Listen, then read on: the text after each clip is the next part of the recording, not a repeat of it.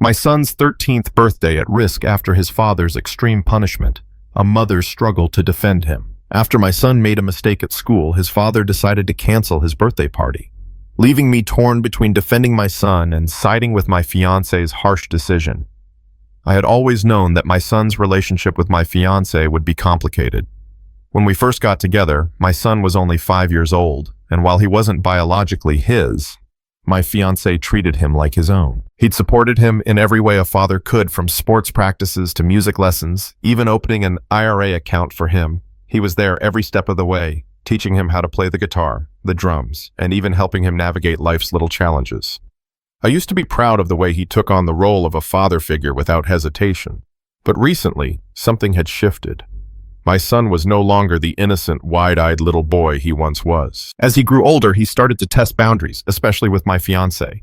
And that's when I started to feel the distance. It wasn't like he was openly defiant or disrespectful, but he was changing. His teenage years were creeping up on him, and I could see the signs. The heavy sighs, the eye rolls, the what. Every time someone asked him a question, it wasn't just a phase. It was the beginning of something bigger. Still, I had convinced myself that it was normal. Every child went through it. Maybe I was being too protective, too cautious. My fiancé, however, didn't share my view. He didn't just see my son as a teenager going through the typical ups and downs. He saw someone who was disrespectful and in need of discipline. His way of dealing with my son's mistakes was becoming increasingly harsh, and I couldn't shake the feeling that it was getting worse. What once might have been a simple conversation turned into something much more severe. Take the incident with the smoke bombs, for example. My son, in a moment of poor judgment, took a lighter from home and set off smoke bombs in an open field. It wasn't something I was proud of, but it was the kind of mistake a kid might make, especially when they're testing their limits. But for my fiancé, it wasn't just a mistake. It was an unforgivable act. He grounded him for a whole month. No exceptions. That was his solution. Every time my son made a mistake, it felt like the punishment was more than the offense warranted.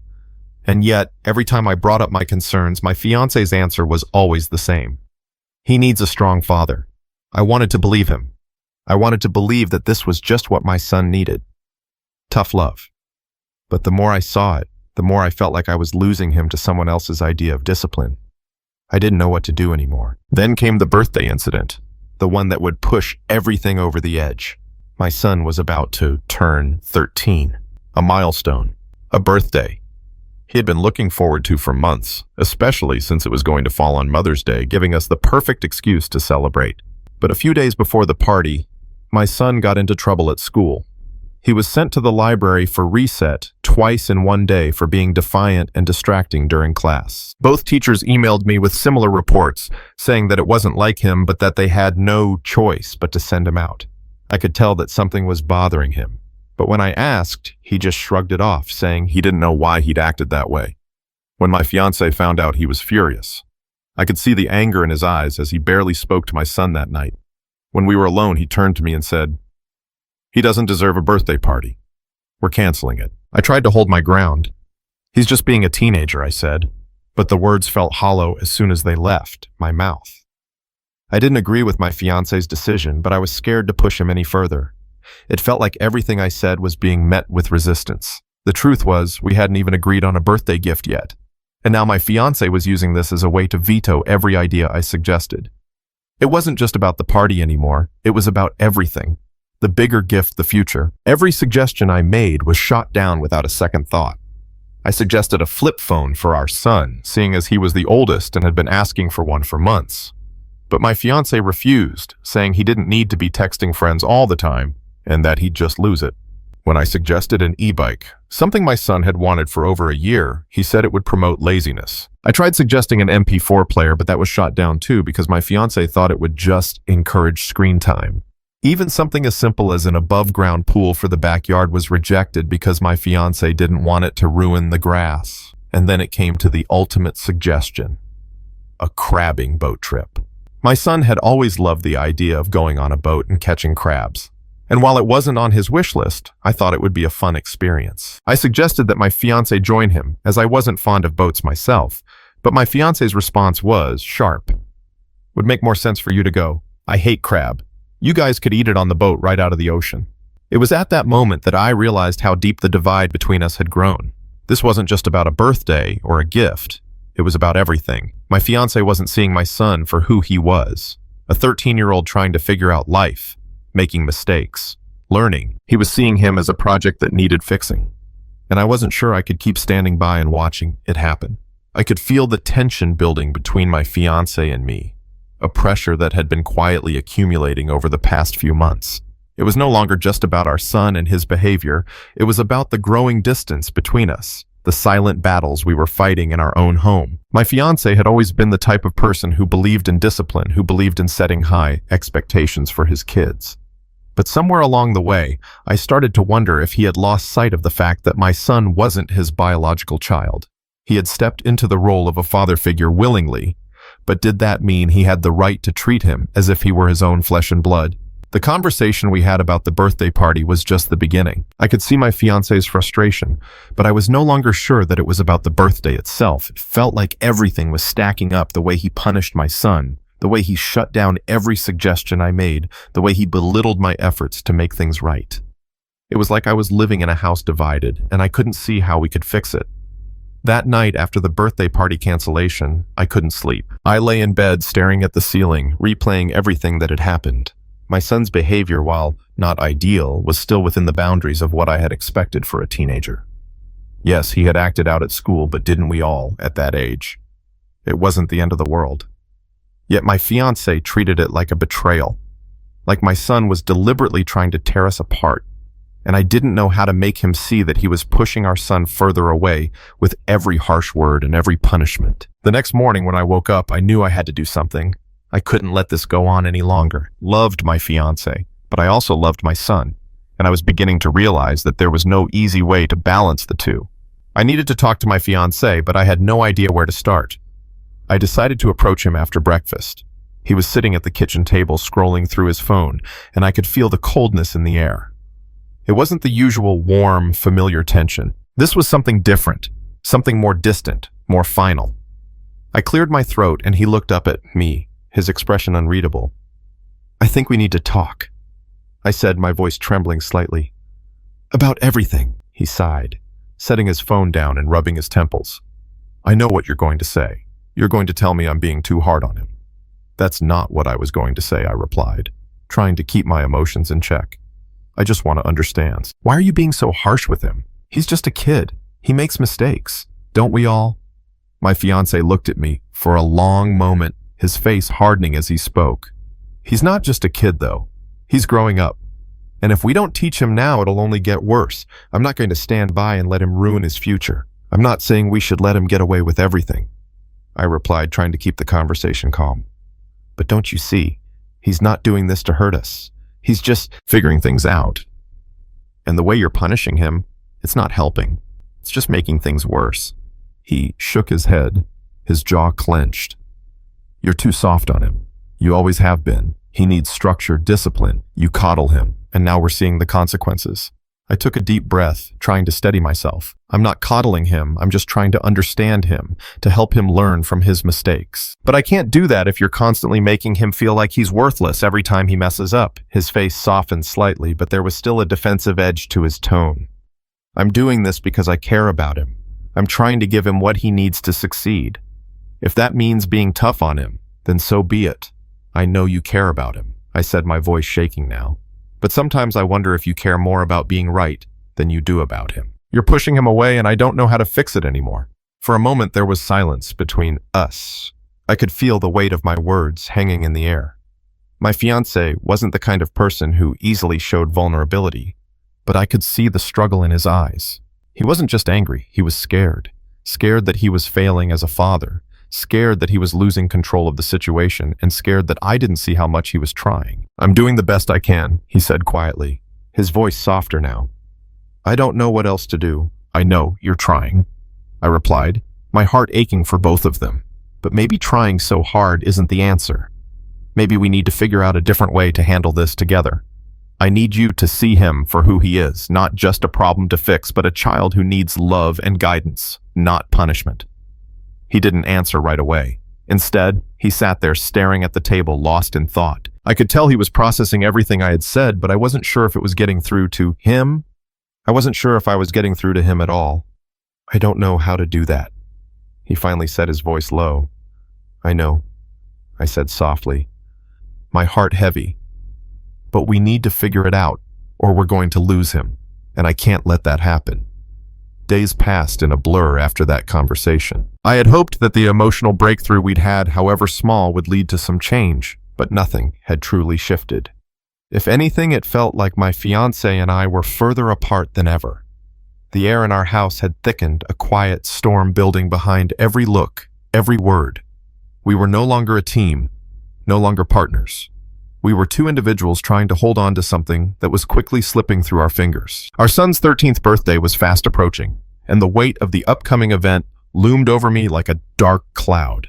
It should have been a celebration, a milestone to mark the transition into adolescence, but instead it felt like it was going to be a battleground. I couldn't let that happen. I wouldn't. But the question was, how could I change the course we were on? I decided that I couldn't wait for my fiancé to make the next move. I had to take matters into my own hands. I sat down with our son the night before his birthday after he had finished his homework and was getting ready for bed. He looked more grown up than I ever remembered, his eyes tired and his shoulders heavy. The weight of the past few weeks had clearly taken its toll on him. Hey, bud, I said, sitting down beside him on his bed. Can we talk? He looked up at me, a hint of unease in his expression. About what? I sighed, trying to find the right words. I know things have been hard with your dad lately, and I just want you to know that it's not your fault. You're not in trouble. I don't want you to feel like you've ruined anything. Okay?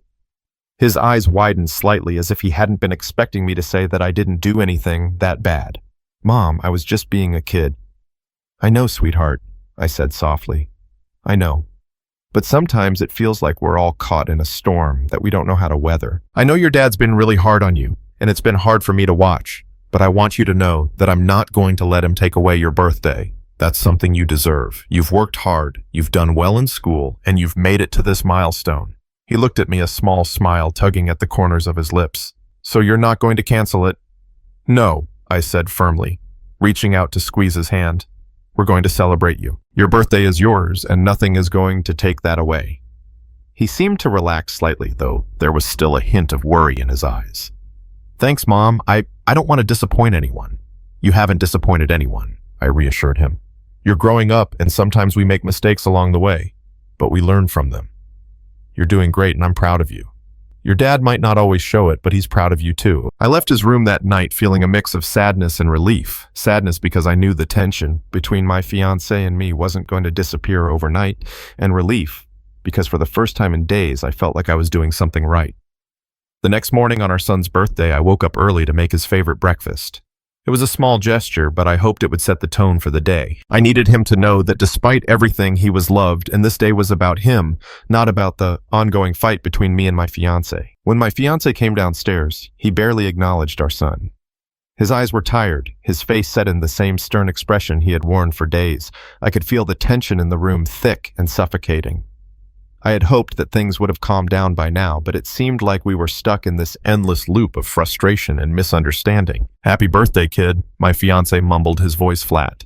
Thanks, Dad, our son said, not meeting his gaze. We could see the way his shoulders hunched slightly, as if preparing for whatever punishment might come next. It broke my heart to see him like this, so unsure, so hesitant. This was not how I wanted my son to feel on his 13th birthday. As we sat down to eat, I tried to steer the conversation towards something light, something that would remind us all of the joy this day should bring. But my fiancé wasn't having it. He barely looked up from his plate, and when he did speak, his words were sharp, cutting through the air like daggers. You know, I'm still not happy about what happened at school, he said, suddenly, his eyes narrowing. It's not acceptable. We talked about his behavior, and I don't think this birthday should be an excuse to forget about it. I felt the weight of his words, and I could see our son's face fall. He had been looking forward to this day, to the celebration he so rightfully deserved, but now it was being overshadowed by my fiancé's anger. I knew I had to do something. I couldn't let him ruin our son's day. Not after everything. Enough, I said, my voice shaking with the force of my emotions. Enough. Okay? It's his birthday. He's been punished enough. He's apologized. We're not going to turn this into another lesson. Not today. My fiancé looked at me, his eyes darkening. You're not going to let me parent him, are you? You're just going to let him get away with everything. No, I'm not letting him get away with anything, I snapped, my voice rising. But this is his birthday, and I'm not going to let you take that away from him. Not today. The room fell silent, the tension hanging thick in the air. Our son looked back and forth between us, his eyes wide with uncertainty. He was caught in the middle of a battle that wasn't even his to fight, and I hated that. Finally, my fiancé stood up, pushing his chair back so forcefully it scraped against the floor. Fine. You want to let him think he can do whatever he wants. Then you deal with the consequences. I'm done. He stormed out of the kitchen, slamming the door behind him, leaving me alone with our son. My heart was racing, my hands shaking. I had never felt so torn in my life. I turned to our son, who was staring at me with wide, uncertain eyes. I'm sorry, baby. I'm so sorry. I didn't want this to happen. I just wanted today to be about you. It's okay, Mom, he said quietly, a small smile flickering on his face. It's always like this now. I felt the weight of his words sink in, the realization hitting me harder than anything else. This wasn't just about one birthday. This wasn't just about one mistake. This was about the unraveling threads of our family, the delicate balance that was slipping further and further away. With each passing day, I didn't know how we would fix this, how we would move forward, but I knew one thing for sure. I couldn't let my son feel like he was the problem. I couldn't let him believe that he was the reason for all of our pain. And I wasn't going to give up on him. Not now, not ever. The days following my confrontation with my fiancé were a whirlwind of emotions. It felt like our household had become a battleground where every word, every action was loaded with tension. My son, still reeling from the events surrounding his birthday, seemed to retreat further into himself, keeping quiet at the dinner table, hiding behind his headphones. When we were home, his eyes too tired to speak. I could feel the growing distance between us, like the walls of the house were expanding to create space between us, no longer the safe haven they once were. My fiancé, on the other hand, seemed more distant than ever. He didn't raise his voice anymore, but the silence was more damning than anything. It was as if he was waiting for me to make the next move. I had always considered myself a strong woman, someone who could handle whatever life threw at me, but this was different. This wasn't a storm I could weather alone. It was tearing apart the very fabric of our family, and I felt helpless to stop it. For days, I tried to keep things normal. I carried on with the usual routines, cooking meals, making small talk, trying to find anything to hold on to. But no matter how hard I tried, I could feel the cracks deepening. Our conversations, when they happened, were cold and transactional. My fiancé barely acknowledged our son, and when he did, it was usually accompanied by some form of criticism. I saw the way our son's shoulders slumped under the weight of it all. It broke my heart to see him like this, to see the joy he once had slowly draining from his face. Then came the night when everything seemed to explode. It was just another evening, another attempt to have dinner as a family. The kids were seated around the table, their plates untouched as they exchanged looks, waiting for something to happen. And then it did. I don't understand why you can't just see it. My fiancé's voice broke the silence, sharp and cutting. He's out of control. I'm not going to sit here and pretend everything's fine when it's clearly not. He needs discipline. He needs structure. I took a deep breath, holding myself together as best as I could. I've told you before, he's a teenager. He's going to make mistakes. We can't punish him for being, well, a kid. A kid? My fiancé scoffed. He's 13. He's old enough to know better. You're making excuses for him, and I can't keep doing this. You're not listening. I am listening. I shot back, my voice rising with the frustration I had been holding inside for days. I'm listening, but you're not hearing me. You're treating him like he's a failure every time he slips up. He's not perfect, and neither are you. I don't know why you can't see that. His eyes darkened, his fists clenched on the edge of the table. You think I'm being too hard on him. You think I'm not doing what's best for him. Maybe you're the one who's too soft. Maybe you're the one who doesn't get it. The words stung more than I wanted to admit. My chest tightened, and for a moment, I couldn't breathe. The room seemed to spin around me, the sharpness of his words cutting deeper than any of the physical blows he could have thrown. This wasn't about discipline. This was about control, about power. And in that moment, I realized that he wasn't interested in finding common ground. He was interested in winning. Maybe you're right, I said, my voice low and calm, though my heart was racing. Maybe I am too soft. But I'll be damned if I'm going to let you tear down my son like this. I won't stand by and watch you break him. The words hung in the air, a bitter declaration of the truth I had been too afraid to admit. I saw my fiancé's jaw tighten, his gaze hardening into something I didn't recognize. And that was when it hit me. This wasn't just a disagreement over parenting styles. This was something deeper, something that went beyond our son. This was about power, about dominance, about who controlled this family, who had the final say. And I wasn't sure how much longer I could keep pretending that everything was fine when it was anything but. Our son sat there silent, his face pale. He was no longer eating, no longer participating in the conversation. His eyes darted back and forth between us, his face a mixture of confusion and fear. It was a look I had seen before, but it had never been so clear, so raw. This wasn't just about a birthday party anymore. This was about a family coming apart at the seams. I felt the lump in my throat rise as I looked at him. "Honey, I'm sorry," I said, my voice softer now. "You don't have to sit here and listen to this." He looked at me, his eyes wide and uncertain. "It's not your fault, Mom," he said quietly, before standing up and leaving the table. His footsteps echoed in the hallway, the sound of retreat, of escape. I watched him go. A knot of guilt and sorrow twisting inside me. I had tried to protect him. I had tried to shield him from the storm that had been brewing between us, but it was no use. He was already caught in the middle, and I was losing him. Slowly, but surely, I was losing him. My fiancé slammed his hand down on the table, his frustration boiling over. "You see what you've done. You see what happens when you coddle him. He's soft. He's weak. And it's all because you refuse to give him the structure he needs." I stood up slowly, my eyes never leaving his. "I won't let you do this. Not to him. Not to me. I'm done." His face went white with shock. "What are you saying?" "I'm saying that I'm done." I repeated, my voice steady now. "I'm done letting you control everything. I'm done being your punching bag. And I'm done letting you destroy my relationship with my son. You want to be right? Fine. But I'm done trying to make this work. Not like this." The silence that followed was suffocating. My heart pounded in my chest, but there was a sense of relief too. Finally, the truth was out in the open. Finally, I had said the words I had been too afraid to say. It felt like a weight had been lifted from my shoulders, even if I wasn't sure where we would go from here. But for the first time in weeks, I felt like I was taking control of my life again. I wasn't going to let this relationship, this toxic dynamic, tear apart my family. Not anymore. The days following the explosive confrontation were like walking through a fog. The house felt emptier, even though we were all still under the same roof. My fiancé didn't speak to me unless absolutely necessary, and even then, his words were clipped, devoid of warmth or meaning. It was as if everything we once had was now just a ghost of what it used to be, drifting in and out of the room, but never really here. Our son, too, seemed distant, his face a mask of confusion and hurt.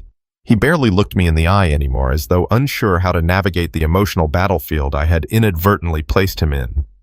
I watched him retreat further into his shell, and with each passing day it became more and more obvious that my efforts to protect him had failed. I spent most of my days in a haze, caught between trying to salvage the remains of my relationship with my fiancé and making sure my son didn't slip too far away from me.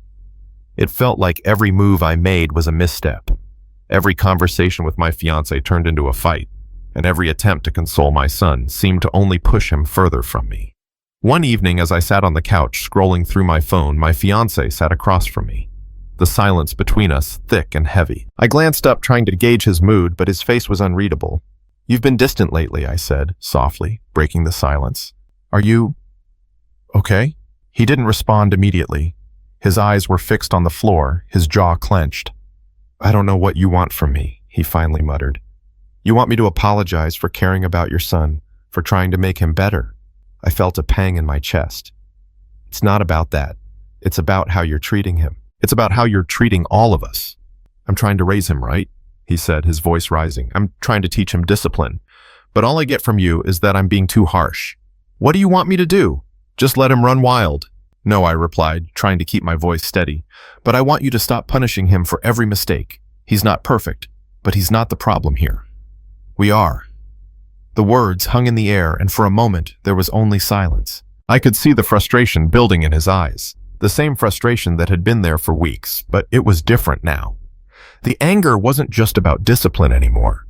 It was about something deeper, something that neither of us knew how to fix. "What do you expect me to do then?" he asked, his voice now quieter, more defeated. "You think I'm just supposed to let him do whatever he wants, let him get away with everything?" "No," I said, my voice shaking slightly, "but I want you to try seeing things from his perspective. He's a kid. He's gonna mess up. And right now, it feels like you're the one who's punishing him for being a teenager, for trying to figure out who he is." He didn't respond, and the silence between us grew even more unbearable. I could see the conflict in his eyes, the part of him that wanted to do right by our son, but didn't know how.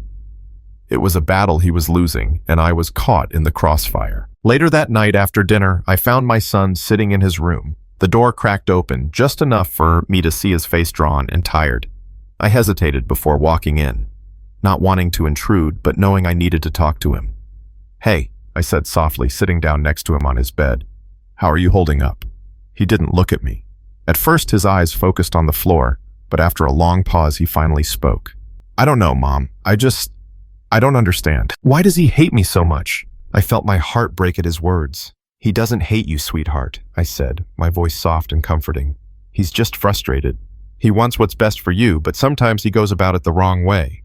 "But it doesn't feel like that," he replied, his voice breaking. "It feels like he's always mad at me, like no matter what I do, it's never enough." I reached out and pulled him into a hug, feeling the weight of his sadness settle deep in my chest. I know it's hard, but I need you to understand something. You're not alone in this. I'm here, and I'm going to help you through it." He pulled away slightly, looking up at me with a tear-streaked face. "I don't know what to do. Mom, I just want things to be normal again." "I know," I said, my voice trembling. "I know, but we're going to get through this. I'm not going to let you go through this alone." It was then that I realized just how far we had fallen, how much damage had been done. It wasn't just my fiance's harsh words or my son's mistakes that were pulling us apart. It was the way we had let things fester, let the anger and frustration simmer, until it had poisoned everything. We had all been so focused on being right, on winning the battle, that we had forgotten what really mattered each other. The next few days passed in a blur of silence and tension. My fiancé and I barely spoke, each of us retreating into our own corner, unsure of how to move forward. My son, meanwhile, seemed to withdraw even further, his once vibrant energy now dimmed by the weight of everything that had happened. I knew something had to change, but I wasn't sure how to fix it. And then one day my fiancé came to me, his expression softer than I had seen in weeks. "I've been thinking," he said, his voice quieter than usual. "Maybe I've been too harsh. Maybe I've been focusing too much on discipline and not enough on being a family." I looked at him, unsure of how to respond. "What do you mean?" "I mean," he continued, "maybe I've been too focused on being right. Maybe I've been too focused on trying to control everything. I've lost sight of what's important, and I think I need to change that." The words hung in the air, heavy with the weight of everything that had come before them. I didn't know if this was the turning point we needed, but I knew it was a start. "I've been hard on you too," I said, my voice soft. "I've been focused on protecting our son so much that I've forgotten to listen to you. To really listen." For the first time in what felt like forever, there was a glimmer of hope, a crack in the wall that had been between us. We weren't there yet, but for the first time in a long time, I felt like we could get there. It wasn't going to be easy. We had a lot to work through, but I was willing to try. For my son, for my fiancé, and for the family we had once been.